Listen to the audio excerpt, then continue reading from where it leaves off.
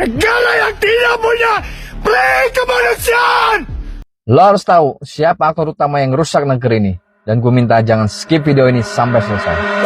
Banyak yang ngeluh negara kita nggak beres. Pemerintahnya nggak benar. Kebijakannya nggak pro dengan rakyat. Ini semua karena ulah satu kekuatan, yaitu oligarki.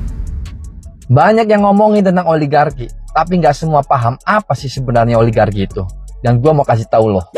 Oligarki itu berasal dari bahasa Yunani, yaitu oligos yang artinya sedikit, dan archen artinya memerintah. Jadi gampangannya, oligarki itu adalah pemerintahan yang dikendalikan hanya segelintir orang. Bukan raja, bukan presiden, tapi sekelompok kecil orang yang mempunyai kekuatan uang dan kekuasaan yang sangat luar biasa besarnya. Lo mau tahu cara mereka bekerja? Ini dia permainannya. Yang pertama, biayai kampanye politik. Saat menjelang pemilu, mereka nggak diam. Mereka datang suplai logistik untuk kemenangan, baik di eksekutif maupun di legislatif.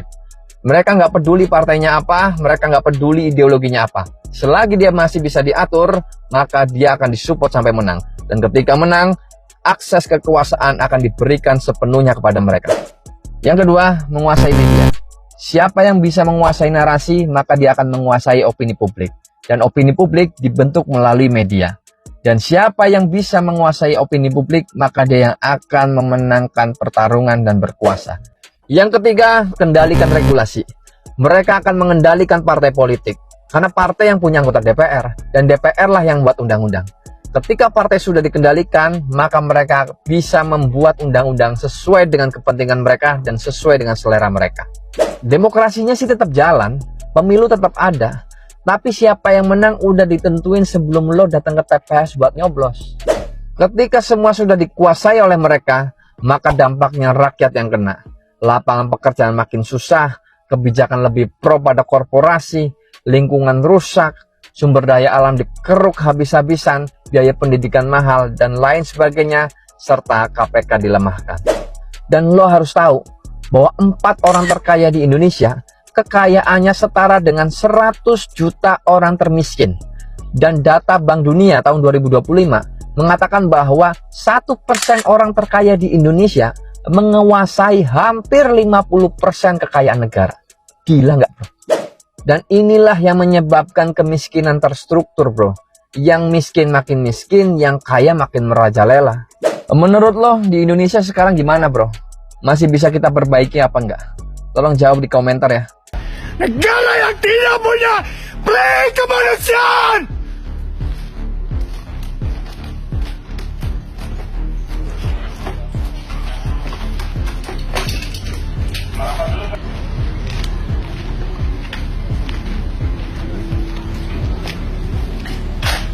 Ini brother, semua seluruh dunia untuk mengetahui bahwa Indonesia sedang tidak baik-baik aja. Negara kita, pemerintah kita sudah tidak memanusiakan manusia. Betul. Sudah tidak ada punya rasa, tidak punya ada rasa iba. Bagaimana pahlawan nasional yang benar-benar memperjuangkan NKRI tidak punya perasaan untuk pejabat-pejabat yang ada di sini. Mereka punya pangkat, tidak pernah perang untuk mempertahankan negara kesatuan Republik Indonesia. Tapi orang tua kami sangat memperjuangkan sampai nyawanya dipertaruhkan. Makan, minum, tidur, jabatan naik, udah selesai. Ya, doakan dengan Pak Kasat, kita udah ngomong banyak supaya ada terobosan. Seperti arahan Pak Prabowo, harus ada terobosan. Jangan pas masih aktif diberikan rumah dinas, tapi sesudah pensiun harus keluar dari rumah dinas tanpa rumah.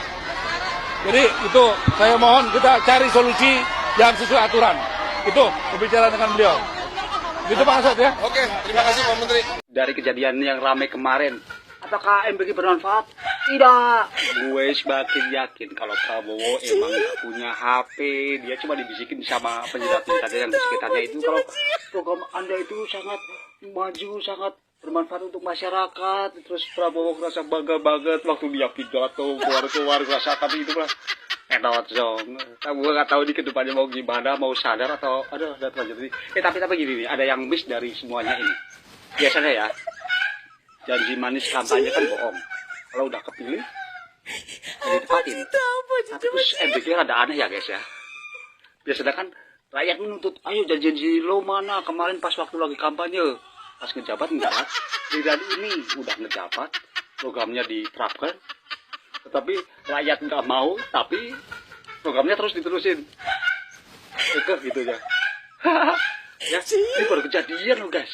Janji yang ditepati tapi kita nggak mau. Oke, dari gini ya. Misalkan ya MBG emang harus terusin. Mungkin si Prabowo ya bagus ya. Dia mungkin baik. Soalnya di sekitarnya ada yang tai-tai itu ya, penjilat-penjilat. Misalkan MBG diterusin. Prabowo sadar, oh iya ternyata MBG nggak ada yang suka. Kenapa sih ya? Dia terus beli HP, terus dia numpang wifi di istana kan pasti ada wifi ya. Ya dia numpang wifi, terus dia ya nanya-nanya gitu, cari-cari informasi. Oh ternyata teh di kenyataan di lapangan kayak gini, terus dia benerin, mungkin bisa ya, bener juga ya, program MBG bisa maju loh, serius. Syaratnya satu, manusia ini nih Tolol. harus dipecat, kalau bisa dipenjarain tuh. Gue juga bingung sama si Dadan Gundul ini ya, dia kan udah di depan mata ya, banyak kejanggalan, banyak yang ladang korupsi gitu ya, tapi kok kayak kebal hukumnya. KPK sih masih berfungsi nggak sih KPK, nggak peduli ini program dari pemerintah, dari presiden juga bodo amat. Kalau emang langgar hukumnya udah tindak dong. MUI juga gimana sih, emang kalau ada yang mubah mudarat nggak itu ya, kalau urusan kayak ikan sapu-sapu di ini aja langsung ada fatwa, kalau giliran yang korupsi yang kayak gini nggak bergerak ya. Kita sebagai guru dan dosen tugasnya mencetak orang pintar. Presidennya pidato, hei orang-orang pintar, dan nyuruh kabur aja ke Yaman. Kita bingung nih, siapa yang waras dan siapa yang nggak waras ya.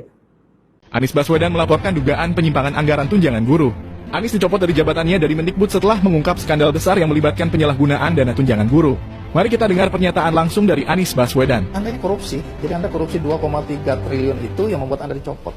Justru itu adalah surat dari kami kepada Kementerian Keuangan menyatakan bahwa ada begitu banyak uang ditransfer kepada guru yang gurunya nggak ada. Itu justru laporan dari kami dan ada suratnya.